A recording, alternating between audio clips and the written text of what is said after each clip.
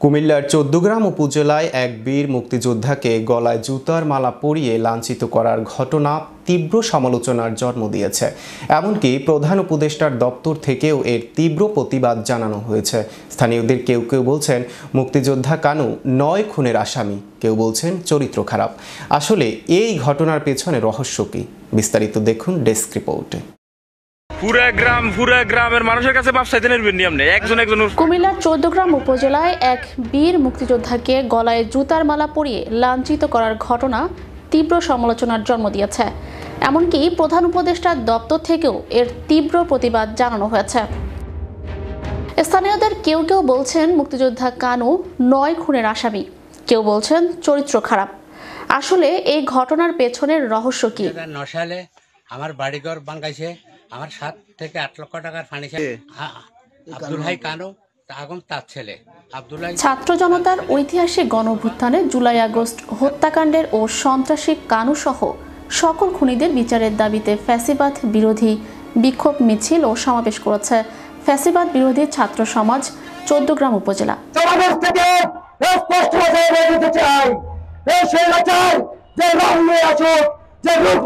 মিছিলের নেতৃত্ব দেন উপজেলা ফ্যাসিবাদ বিরোধী ছাত্র সমাজ আহ্বায়ক। বুধবার বিকেল ৩টার দিকে ১৪গ্রাম ইসলামী ব্যাংক মোড় থেকে মিছিলটি শুরু করে মহাসড়ক প্রদক্ষিণ করে সমাবেশের মাধ্যমে শেষ হয়।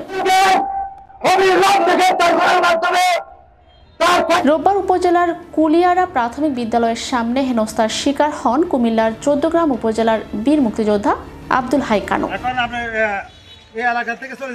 ওই ঘটনার ১ মিনিট ৪৬ সেকেন্ডের একটি ভিডিও ফেসবুকে ছড়িয়ে পড়লে অনেকেই বিষয়টি নিয়ে ক্ষোভ প্রকাশ করেন। আমরা তার ঘৃণা জানাই, প্রতিবাদ জানাই, নিন্দা জানাই এবং অনতিবিলম্বে। স্থানীয়রা বলছেন মুক্তিযোদ্ধা কানু কৃষক লীগের কেন্দ্রীয় কমিটির সদস্য। আওয়ামী লীগের সাবেক এমপি মুজিবুল হকের রোষানলে পড়ে বিগত ৮ বছর এলাকায় যেতে পারেননি। বাড়িঘরে হামলা করার সহ একাধিক মামলা দেয়া হয় ওই বীর মুক্তিযোদ্ধার নামে। রবিবার দুপুরে বাড়ির পাশের গ্রামে তাকে একা পেয়ে স্থানীয় অন্তত ২০ জন ব্যক্তি তাকে হেনস্থা করে গলায় জুতার মালা পরিয়ে দেন। পরে তাকে লাঞ্ছিত করা হয়। তাদেরই একজন ঘটনার ভিডিও করে। ফেসবুকে ছড়িয়ে পড়া ওই ভিডিওতে দেখা যায় দুজন ব্যক্তি মুক্তিযোদ্ধার কানুর হাত টেনে সামনে নিয়ে যাচ্ছেন।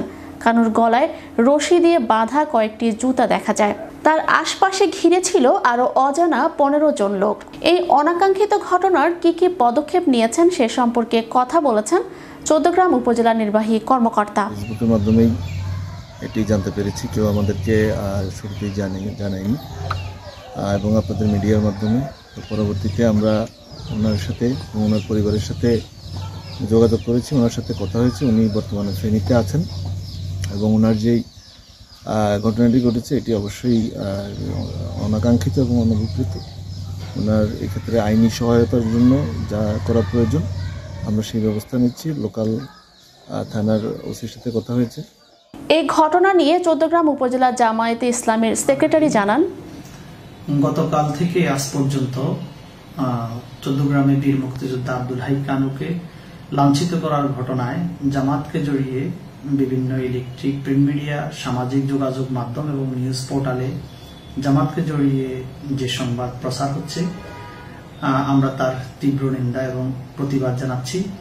এই ধরনের কাউকে অপমানজনিত কার্যক্রমের সাথে বাংলাদেশ জামাত ইসলামের কোনো ধরনের সম্পর্ক নেই এবং কেউ আইন হাতে তুলে নেক, জামাত ইসলামী এটাকে সমর্থন করে না। এই ঘটনার সাথে যারা জড়িত আছে প্রশাসনের দৃষ্টি আকর্ষণ করছি, আপনারা সেটাকে তদন্ত করুন, তদন্ত করে ব্যবস্থা গ্রহণ করুন।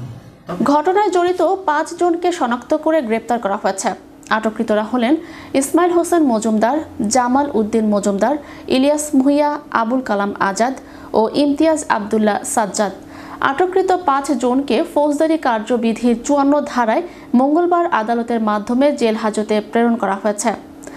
মামলা প্রসঙ্গে ১৪গ্রাম থানার ভারপ্রাপ্ত কর্মকর্তা জানান, রাতে মূলত একজন বীর মুক্তিযোদ্ধার গলার যে জুতার মালা পরানো এই ভিডিওটা সামাজিক যোগাযোগ মাধ্যমে ভাইরাল হয়েছে এবং সারা দেশব্যাপী এটা আলোড়িত হয়েছে। এটা শুধু সারা দেশের মানুষকে না, আমাদের কুমিল্লা জেলা পুলিশকেও মর্মাহত করেছে। আমরা কুমিল্লা জেলা পুলিশ এই বিষয়টা জানার সাথে সাথেই আমরা যে ভুক্তভোগী মুক্তিযোদ্ধার সাথে যোগাযোগের চেষ্টা করি। তিনি মানসিক এবং শারীরিকভাবে অসুস্থ থাকায় তিনি আমাদের সাথে তখন ওইভাবে কথা বলার ওনার সাথে কথা বলার সুযোগ হয়নি। তারপরেও যেহেতু এটা দেশব্যাপী যে আলোড়িত ঘটনা এবং নিন্দনীয় একটি ঘটনা, এই ঘটনার সাথে সাথে আমাদের যে টিম আছে যারা এই ঘটনার সাথে জড়িত তাদের আটকের জন্য আমরা অভিযান শুরু করি এবং রাত থেকেই আমাদের অভিযান রাতের শেষ ভাগ থেকে আমাদের মূলত অভিযানটা আমরা শুরু করেছি। আমাদের টিম এখনো বাইরে আছে, আমাদের অভিযান এখনো চলমান রয়েছে। এখানে উল্লেখ্য যে এখনো আমরা কোনো ধরনের অভিযোগ পাইনি, তবে বীর মুক্তিযোদ্ধাদের কমান্ড কাউন্সিলের পক্ষ থেকে চ্যানেল ইউরোপ নিউজ ডেস্ক ইতিমধ্যে আমাদের কাছে এসেছেন এবং তারা একটা অভিযোগ দায়ের করবেন বলে আমরা জানতে পেরেছি। তারা অভিযোগ দায়ের করলে পরবর্তী যে আইনগত ব্যবস্থা যেটা আছে এই আইনগত ব্যবস্থা গ্রহণ করে।